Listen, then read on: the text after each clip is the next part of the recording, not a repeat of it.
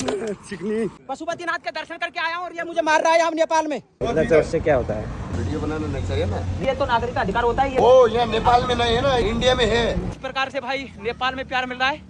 2-3 दिन पहले social media पर एक वीडियो खूब वायरल हुआ जिसमें भारत के एक यात्री जो नेपाल भ्रमण पर गए थे, लगभग 15,000 किलोमीटर ये पैदल यात्रा कर चुके हैं, से एक नेपाली शराबी के द्वारा मारपीट की गई थी, जिसका वीडियो खूब वायरल हो गया। भैया क्या नाम है, कहाँ के रहने वाले हैं? सभी को जय श्री राम, जय गौ माता।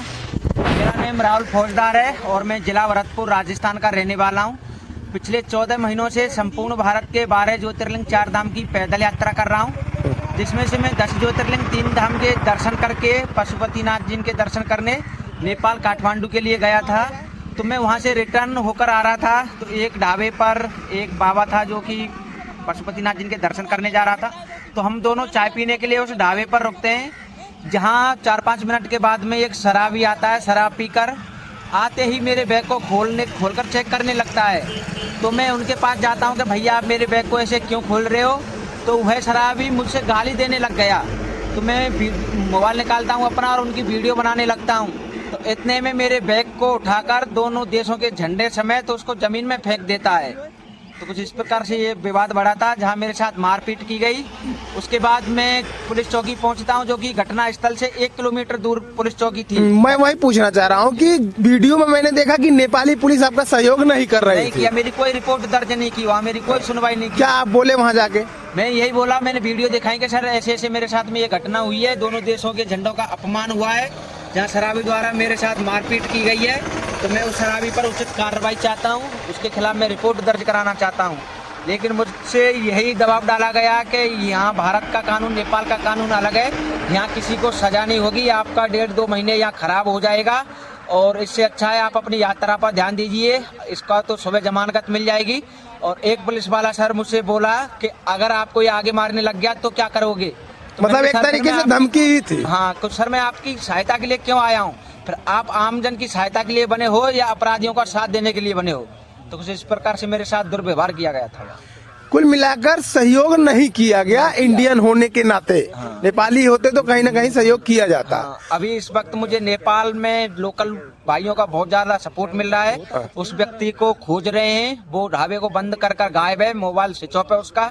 लेकिन उन्होंने आश्वासन दिया है कि बहुत जल्द उसको गिरफ्तार कराएंगे और जो भी उचित कार्रवाई होगी कार्रवाई करेंगे, क्योंकि इस घटना से टूरिस्टों पर बहुत ज़्यादा प्रभाव पड़ रहा है, क्योंकि नेपाल एक टूरिज्म एरिया है, जहां नेपाल और भारत का रोटी बेटी का संबंध है। कुछ इस प्रकार से जब हमारे साथ में घटना घटेंगी तो टूरिस्टों पर भी बहुत ज़्यादा प्रभाव पड़ेगा, टूरिस्ट जाने से भी कतराएंगे। अच्छा, एक चीज मैं और देखा, जब आप वीडियो बना रहे थे तो लोग वीडियो नहीं बनाने दे रहे थे। हाँ। 2-3 महिलाओं से, वहाँ के लोगों से आपने कहा कि बताओ दीदी इसने मारपीट किया कि नहीं, तो वो लोग बोलने के लिए तैयार नहीं थे। क्योंकि वो उनके साथ में थे ना, इसलिए नहीं बोल रहे थे। उनको पता था कि अगर ये वीडियो बन जाएगी तो उन पर कार्रवाई होगी। तो इस तरीके से जो लोग नेपाल जाते हैं, खास करके किसी उद्देश्य को लेकर, उनको आप क्या अपील करना चाहेंगे, किन चीजों से बचें? मैं अपील यही करना चाहूँगा कि ज़्यादातर शराबियों से बचें, क्योंकि नेपाल में थोड़ा शराब का माहौल ज़्यादा है। और अगर नेपाल में शराब बंद हो जाएगी तो जहाँ तक 90% ये अपराध रुक जाएंगे। अच्छा। और रात में यात्रा करने के लिए क्या सुझाव देंगे? सुझाव यही है कि ज़्यादातर रात होने से पहले ही अपना स्टे ले लें, जहाँ भी आप मंदिर, पेट्रोल पंप, जहाँ भी रुकना चाहें। और लेकिन नेपाल के लोग इतने खराब नहीं, नेपाल के लोग बहुत अच्छे हैं, प्यार सम्मान भी देते हैं। लेकिन कुछ शराबी टाइप के लोग होते हैं जो अपद्रव फैलाते हैं, अपने नेपाल और इंडिया के झंडों से नफरत करते हैं, इंडिया के लोगों से नफरत करते हैं। हाँ, मैंने देखा आपके बैग पे नेपाल का झंडा भी था, उसके बाद भी वो फेंक रहा था। दोनों झंडे लगे हुए थे। थोड़ा सा मैं दिखाना चाहूँगा, ये देखिए पीछे से ये लिखा गया है इस पे, भरतपुर राजस्थान से 12 ज्योतिर्लिंग 4 धाम पैदल यात्रा 15,000 किलोमीटर ये पूरा करेंगे। और इसके नीचे अगर आप इनका काम अच्छा लगता है तो राहुल शिव नाम से इनका एक वीडियो यूट्यूब पर आता है, इंस्टा और फेसबुक पे भी है, तो इनको आप फॉलो भी कर सकते हैं। बाकायदा भारत का झंडा लगा हुआ है, भगवा झंडा लगा हुआ है। और जब ये नेपाल गए तो नेपाल का भी झंडा लगा हुआ था। एक चीज और जानना चाहूंगा कि आखिर उद्देश्य क्या है इस भ्रमण का आपका? मेरे भ्रमण का उद्देश्य यही है कि भारत सरकार गौ माता को राष्ट्र माता का दर्जा दे, ये संकल्प लेकर मैं भगवान के पवित्र स्थलों का दर्शन कर रहा हूँ, क्योंकि अपने सनातन धर्म में गौ को माता का दर्जा दिया गया है। और जहाँ हम आए दिन देखते हैं तो गौ माताओं की तस्करी, गौ माताओं पर हत्या, एक्सीडेंट केस, पॉलीथीन खाते हुए गौ माता मिलती हैं। तो अगर हमारी गौ माता को राष्ट्रमाता का दर्जा मिलेगा तो उनके लिए सरकार की तरफ से गौशालाएं भी खुलेंगी, उचित उपचार भी किया जाएगा, जहां हमारी गौ माताएं सेफ रहेंगी। अच्छा, एक चीज मेरा व्यक्तिगत जिज्ञासा है, क्योंकि मैं देखता हूँ कि राजस्थानी लोग जो होते हैं गौ माता के लिए बहुत आवाज उठाते हैं। अदर स्टेट के मुकाबले राजस्थानी ज्यादा गौ माता के लिए मांग करते हैं कि उनको ये सुविधा है। ऐसा क्यों है राजस्थानियों में? ऐसा यही है कि सर अपने राजस्थान में ज़्यादातर गौ भक्त हैं, गौ सेवक हैं, जो गौ माताओं की बहुत ज़्यादा सेवा करते हैं। तो इसलिए वो नहीं चाहते कि हमारी गौ माताओं पर अत्याचार हो।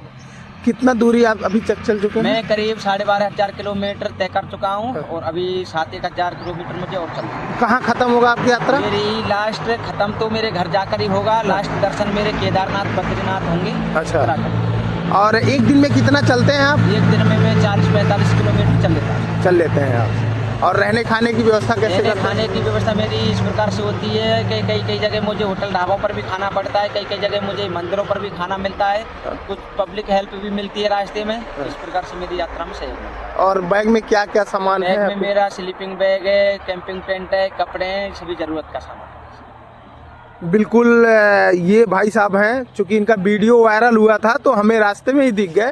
हमें लगा कि इनसे जानना चाहिए कि आखिर किस प्रकार से नेपाल में इनसे दुर्व्यवहार किया गया। इन्होंने कहा कि नेपाल के कुछ लोग ही नेपाल के माहौल को ख़राब करके रखे हैं, बाकी लोग अच्छे हैं, मदद की गई है लोगों को।